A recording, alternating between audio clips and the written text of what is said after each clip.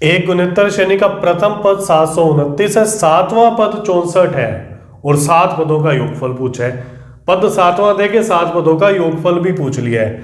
ठीक है, अगर हमारे पास सार अनुपात आता है, आर आता है, तो हम इसका मान निकाल सकते हैं। तो प्रथम पद तो हमारे पास है 729, ये समीकरण 1 होगी, तथा सातवां पद को a7 से लिखते हैं। a7 का मान होता है ar की पावर 6। ठीक है, तो यहां मान रख देते हैं 729 r की पावर 6 64, r की पावर 6 64 बटे 729। r कहता है मेरी पावर 6 है, तो 64, और ये भी कह रहे हैं हमारी भी कुछ पावर होनी चाहिए, हम ऐसे थोड़ा यहाँ आए हैं। तो इसको 64 को करके देखते हैं। 2 फिर 2 फिर 2 फिर 8 जाएगा, 4 फिर 2। ठीक है, अब 729 को भी करके देखते हैं। 2 से तो जाता नहीं, 11 18 3 से जाएगा, 243। ये सही कह रहे हैं, इनकी भी पावर है। ये इनकी पावर भी आ गई, इसका मतलब क्या है, 2 की पावर 6, 3 की पावर 6, r की पावर 6, 2 बटे 3 की पावर 6। अब जैसे वर्गमूल लेते हैं, घनमूल लेते हैं, ऐसे 6वां मूल ले लेंगे, तो r बराबर आ जाएगा 2 बटे 3। अब प्रथम पद आ गया, r आ गया, तो हम कितने भी पदों का योगफल निकाल सकते हैं। ठीक है, हमने n पदों के योग का फॉर्मूला है 1 माइनस r की पावर n 1 माइनस r, जब r 1 से छोटा है, और यहाँ r 1 से सच में छोटा है। ठीक है, तो a का मान तो है 729, s7 1 माइनस 2 बटे 3 की पावर 7, 1 माइनस 2 बटे 3, 729। 2 की पावर 6 होता है 64, तो 2 की पावर 7 हो जाएगा 128। ठीक है, 3 की पावर 6 होता है 729, फिर 3 से गुना करेंगे तो 2187। इसमें से इसको माइनस करेंगे तो 1 बटे 3 आ जाएगा। अब हम लघुत्तम ले लेते हैं अंदर और इसको ऊपर ले जाते हैं, तो आ जाएगा 2187, 2187 माइनस 128, 2187, ये कट गया। अब इसमें से इसको माइनस कर देते हैं, ये हमारा रफ वर्क था, आंसर आ जाएगा माइनस करने पे 2059। क्लियर है। अब इसके बाद एक गुणोत्तर श्रेणी को ज्ञात कीजिए जिसके प्रथम 2 पदों का योगफल -4 है तथा 5वां पद तृतीय पद का 4 गुना है। प्रथम पद हम मान लेते हैं a, सार्व अनुपात ये मान लेते हैं r। प्रथम 2 पदों का योगफल प्रश्नानुसार a प्लस AR, ये तो है -4, a कॉमन 1 प्लस r, इसकी वैल्यू है -4, समीकरण 1। तथा 5वां पद तीसरे पद का 4 गुना है, तीसरे पद का 4 गुना 5वां पद, AR की पावर 4 4, और ये आ जाएगा AR स्क्वायर। A से A कट गया, R स्क्वायर से R की पावर 4 को काटेंगे तो R स्क्वायर आ जाएगा। R का मान आ गया ±2। समीकरण 1 में रखते हैं R बराबर 2। जब r बराबर 2 रखेंगे ना, तो 1 + 2 -4, a का मान आ जाएगा -4 बटे 3। अब हम इसकी गुणोत्तर श्रेणी निकालेंगे। तो गुणोत्तर श्रेणी क्या हो जाएगी, पहले पहला पद -4 बटे 3, फिर सार्व अनुपात से गुना, 2 से गुना करेंगे -8 बटे 3, -16 बटे 3, ये चलता रहेगा। इसके बाद r बराबर -2 समीकरण 1 में रखेंगे।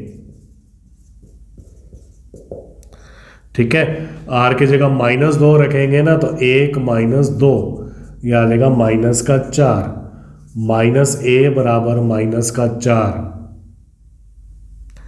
ठीक है, तो ए बराबर क्या आ जाएगा 4।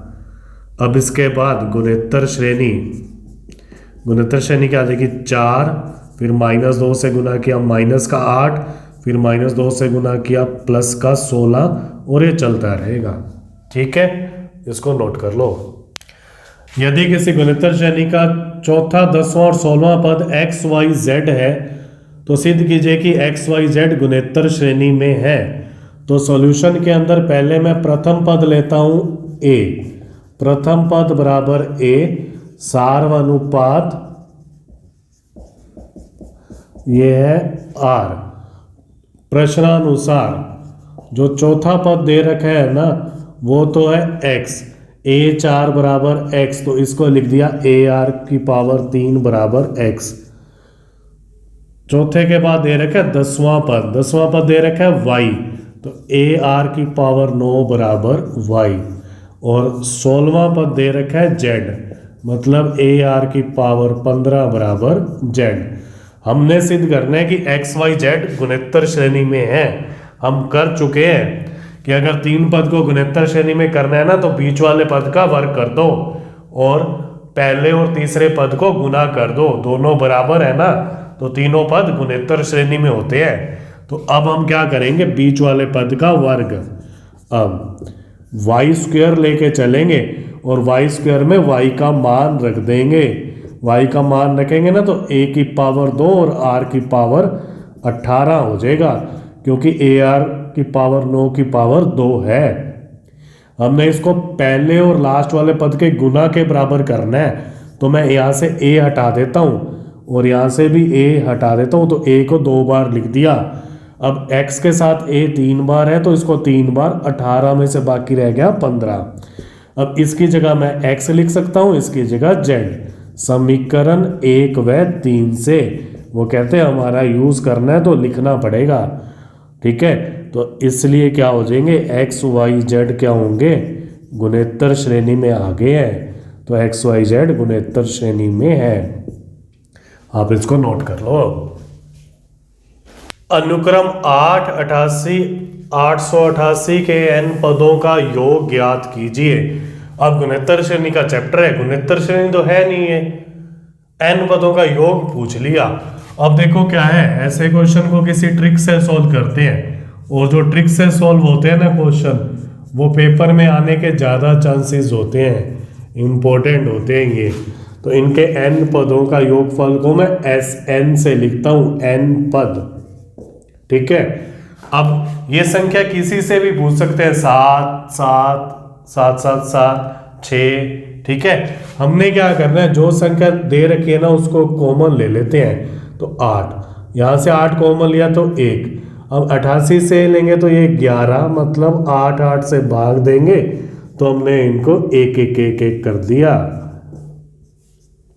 अब अभी भी कुछ नहीं बन रहा, लेकिन अब जो स्टेप करेंगे ना उसी से ही सॉल्व होगा, उसी से ही कुछ होगा, और यही इंपॉर्टेंट है। हम क्या करेंगे, 9 से भाग दे देंगे और 9 से अंदर गुना कर देंगे।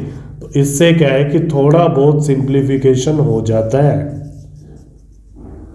कुछ भी दे रखा है, हमने वो पद कॉमन लेना है और फिर 9 से भाग 9 से गुना कर देना है। लेकिन जब 9 दे रखा है ना तो मत ऐसा करना कि 9 कॉमन लो फिर 9 से भाग 9 से गुना, वो तो दे ही रखा है।